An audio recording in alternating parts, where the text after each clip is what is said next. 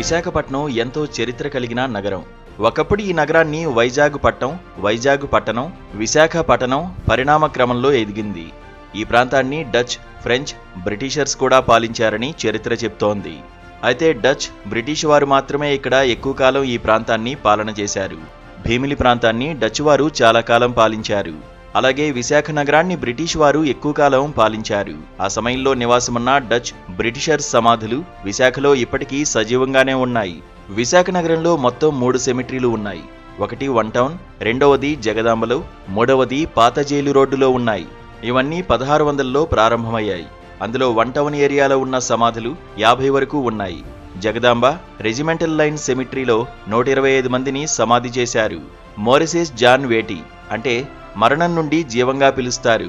వాల్తేరు సెమిట్రీలో 367 మంది సమాధులు ఉన్నాయి. వన్ టౌన్, జగదాంబ 2 చోట్ల ఉన్నటువంటి వాటిని పూర్తిగా ఇంటాక్ ఆధ్వర్యంలో ప్రొటెక్ట్ చేశారు. వాల్తేరు సెమిట్రీలో మాత్రమే కొత్త సమాధులు వచ్చాయి. వీటిని విశాఖపట్నం క్రిస్టియన్ సెమిట్రీ బోర్డు ఆధ్వర్యంలో నడుపుతూ వాటిని కాపాడుతున్నారు. ఫస్ట్ సెమిట్రీ పెద్ద పోస్ట్ ఆఫీస్ దగ్గర, ఓల్డ్ పోస్ట్ ఆఫీస్ దగ్గర ఉంది. రెండవ సెమిట్రీ జగదాంబ జంక్షన్, మూడవ సెమిట్రీ వాల్టేర్ సెమిట్రీ. మొదటి దాంట్లో 50 మంది ఉన్నారు. అయితే రెండో దాంట్లో 125 మంది ఉన్నారు. ఇక్కడ 367 మంది ఉన్నట్టుగా ఆ పుస్తకం ద్వారా మనకి ఇన్ఫర్మేషన్ తెలుస్తూ వస్తుంది.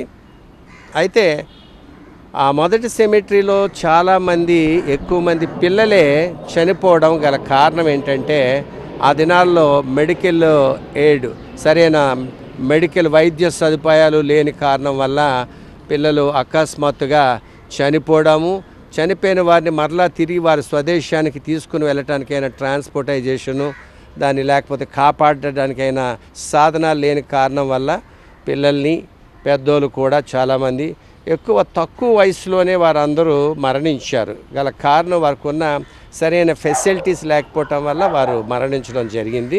ఈ సమాధుల్లో ఎక్కువ మంది పిల్లలే చనిపోయినట్లు ఆధారాలు చెబుతున్నాయని, వాళ్లంతా అనారోగ్య కారణాలతో చనిపోయారని, వాళ్ల దేశం తీసుకువెళ్లడం సాధ్యం కాకపోవడం వల్లనే అక్కడ సమాధి చేశారని తెలుస్తోంది.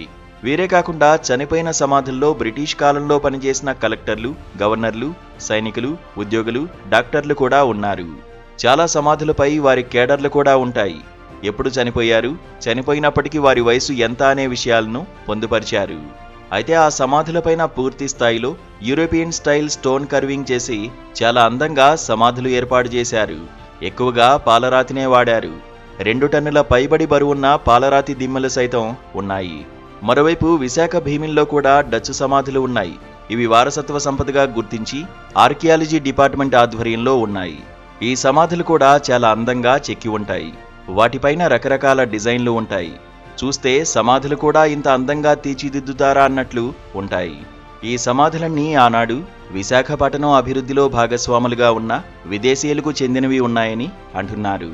వీటిని వారసత్వ సంపదగా ముందుకు తీసుకువెళ్లి ప్రాచుర్యం తీసుకువస్తే ఎంతో బాగుంటుందని విశాఖ వాసులు కోరుతున్నారు.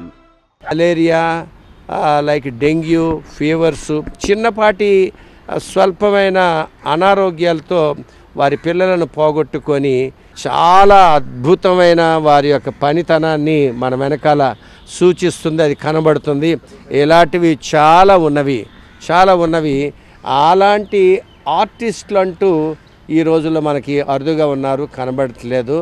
ఈవెన్ క్యాప్షన్స్ రాయటానికి కూడా వెరీ గుడ్ ఆర్టిస్టిక్ వర్క్. ఒక కళాకారుడు వారికున్న ఆ దేవుడిచ్చిన గిఫ్ట్ అనుకుంటాను వాళ్ళకి. ఆ దినాల్లో కొన్ని సమాధుల మీద ఉంచబడిన రాయి, దాని యొక్క బరువు సుమారు 2000 టన్నులు కూడా ఉంటుంది ఒక్కొక్కసారి.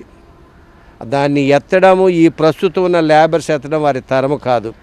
ఒక్కొక్కసారి అవసరమైతే క్రేన్ కూడా తీసుకొని వచ్చి ఎత్తినంత బరువైన స్టోన్స్ మద్రాసుపట్నం నుండి షిప్లో రావటము, షిప్లో నుండి వాటిని ట్రాన్స్పోర్టైజేషన్ చేసి దాని మీద చక్కగా లిఖితపూర్వకంగా వారి పేర్లు, వాళ్ళ తాలూకా ప్రతి పరిస్థితిని కూడా వ్రాసి ఉంచిన విషయాలను గమనించగలం ఇక్కడ.